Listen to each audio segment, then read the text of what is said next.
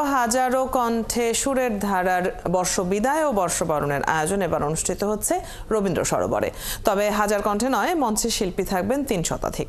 এবার বর্ষবিদায়ের প্রতিপাদ্য স্বদেশ। আয়োজনে থাকছে পঞ্চকবির গান। মুখর সেই আয়োজনের প্রস্তুতির খবর পার্থ সঞ্জয়ের প্রতিবেদনে।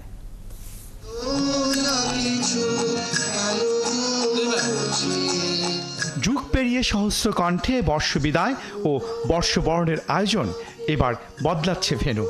থাকছে না হাজার কণ্ঠ, তবে রবীন্দ্র সরোবরে এবারের আয়োজনে সাধারণ মানুষের সম্পৃক্ততা আরও বাড়বে বলে প্রত্যাশা আয়োজকদের। এই অনুষ্ঠানটি আমরা আয়োজন করে থাকি চিন্মৈত্রীতে, কিন্তু এবার জনসমাগমের কথা চিন্তা করে আমরা এই অনুষ্ঠানটি আয়োজন করছি হচ্ছে রবীন্দ্র সরোবরে। আমাদেরকে একটু সরে আসতে হয়েছে, এবার আমাদের হাজার কণ্ঠ হচ্ছে না, এবার আমাদের ৩০০ কণ্ঠে আমরা বর্ষবরণের গান গাইব।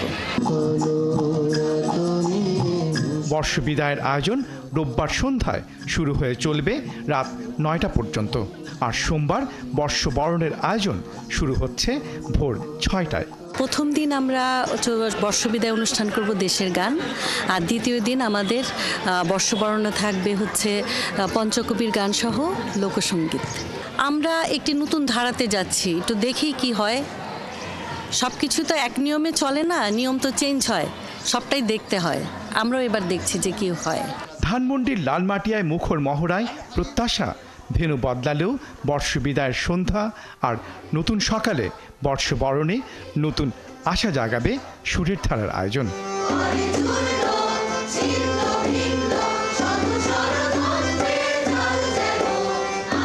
পার্থ সঞ্জয়, ৭১, ঢাকা।